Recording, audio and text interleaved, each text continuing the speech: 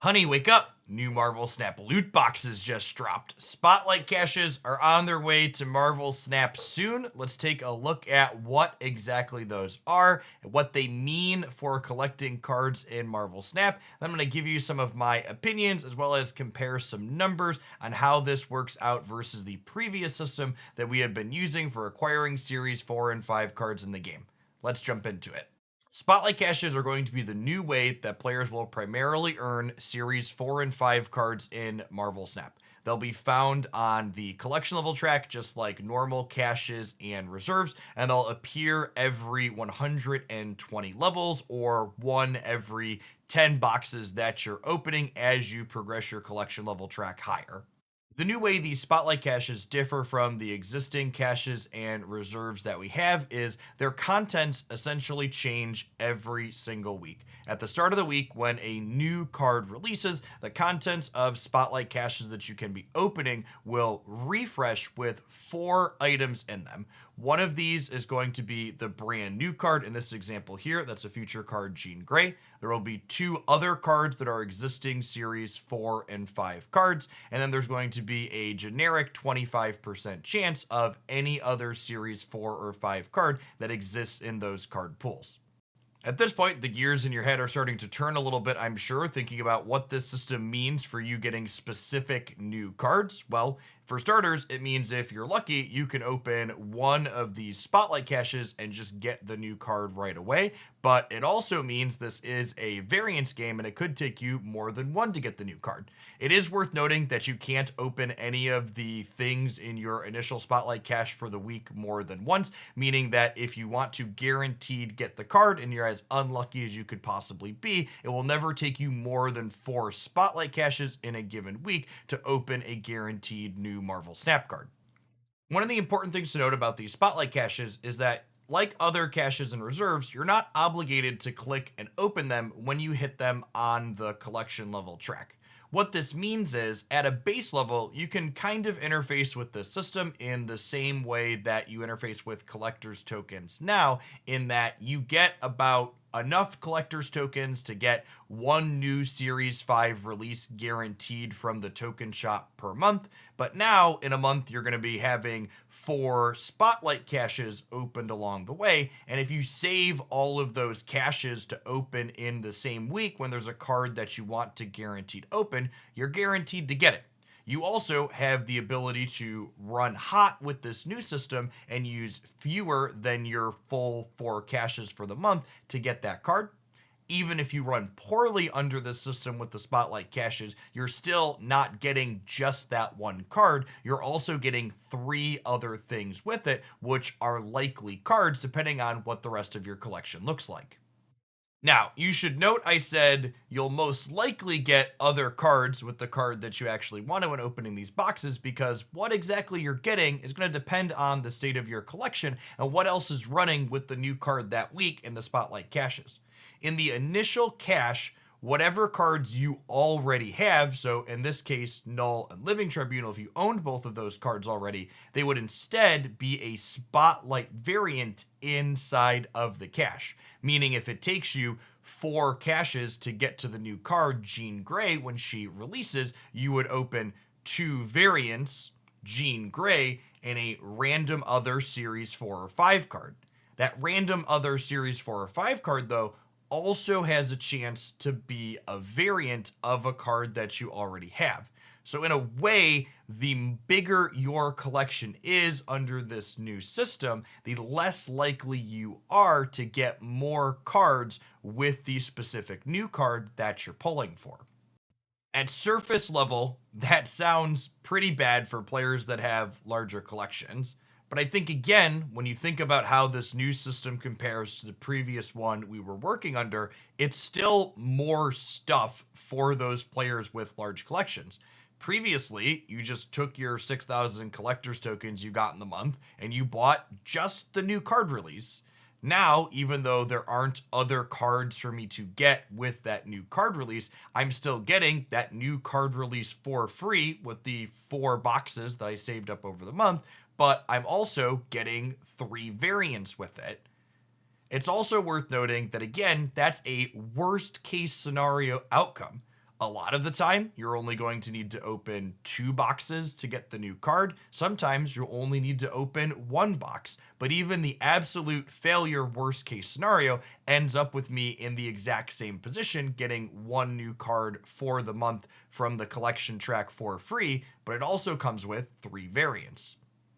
This system will bring with it a new consideration for players trying to figure out which cards they want to pull for in a given month, and that's not just the specific new card that they might be interested in, but also which already existing Series 4 and 5 cards might be running with those cards.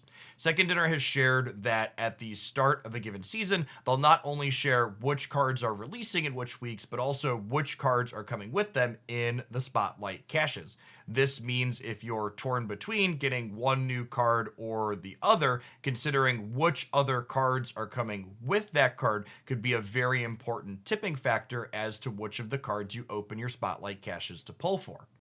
Because any existing cards that you already have are going to be replaced by variants, if you're someone that's looking to maximize the number of actual cards you're getting from your Spotlight caches any given time you're pulling from them, your odds of getting more cards are going to be higher anytime you're opening your caches during a week where you are missing all of the cards that are running in that given cache. On average, this system should accomplish Second Dinner's goal of putting more cards in the hands of more players. Let's go ahead and take a look at some examples of how many cards you can expect to get and why. The people who will gain the most from the Spotlight cache system are the people that have the least in their Marvel Snap collections currently, the folks who are Series 3 incomplete.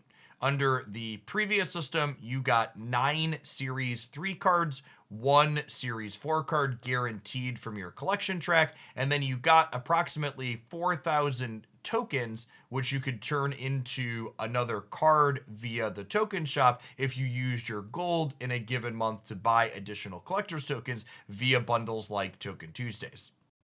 Under the Spotlight cache system, you're going to get 8 Series 3 cards now, a small reduction, but you're getting 3 to 4 Series 4 and 5 cards in a given month now from these caches. The key to getting the most cards out of your caches is going to be pulling on weeks where you are missing all 3 of the Series 4 and 5 cards that are running. In that case, you're guaranteed to get at least 3 cards, and your odds of getting 4 cards from Series 4 and 5 in a given week will be exceptionally high if you're missing most of the Series 4 and 5 cards in that fourth slot that's 25% to be any one of them at random. Looking to endgame Marvel Snap players like myself who are Series 3 complete, this system is at worst a net neutral change from the previous one that we're coming from, and at best it represents a fairly large increase in the number of Series 4 and 5 cards you're going to have access to.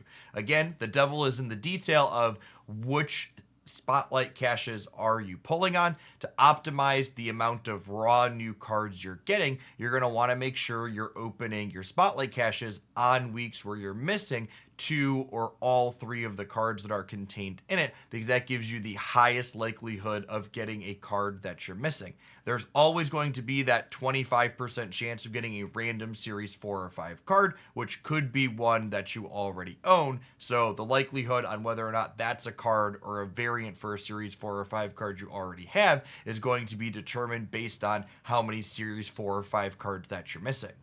The other thing to keep in mind as an endgame Marvel Snap player is I keep talking about it being a worst case scenario that this system is similar to the existing token system now, where you only get 1 card per month.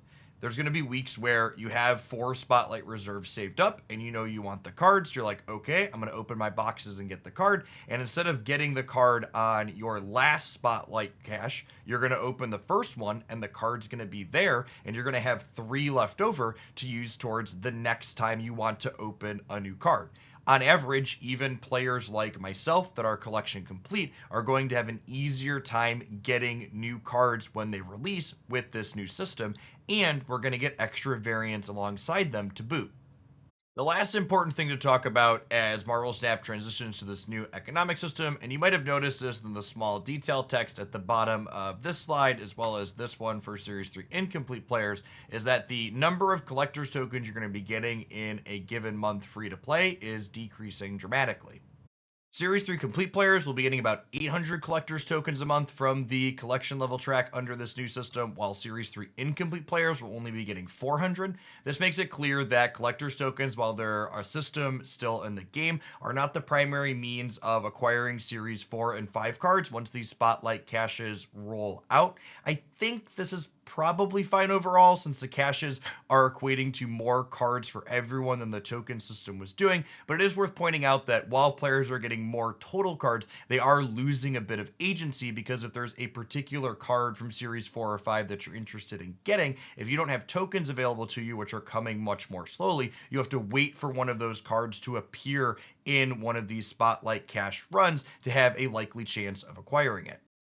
Also worth pointing out that these small amount of collector's tokens are explicitly only the ones that you're getting from those reserves along the collection level track. You're still acquiring gold free to play every single week when you're completing your missions in Marvel Snap, as well as from the free side of the season pass, which you can use on gold bundles in the shop, which according to data mines are not ending anytime soon, which on average is one Token Tuesday deal per month for even completely free to play players, which gives you another 1,000 collector's tokens. If you're a small spender in Marvel Snap, i.e., just the season pass is also giving you enough gold, meaning if you're spending $10 a month on Marvel Snap to get that season pass, in addition to these free to play rewards, you're getting somewhere between 2,500 and 3,000 collector's tokens in a month, which is an additional Series 4 card for your collection. As a quick hit for what do spotlight caches mean for you as you're coming to Marvel Snap, an early to mid game player who's still progressing through collecting Series 3 cards is going to be on average getting 1.5 to 2 times as many Series 4 and 5 cards under these new spotlight caches. If you're an end game player like myself, the absolute worst case scenario for this new system is that you'll be getting the exact same number of cards for free as you were already getting, but you're going to get a mess of variants to go alongside them. The average case scenario for someone in Marvel Snap's endgame in my position is that this is also going to increase the number of cards I get in a given month, but with a little bit of variance in there, dictating how many additional cards I'm getting for free versus how many additional variants I'm getting for free in that month.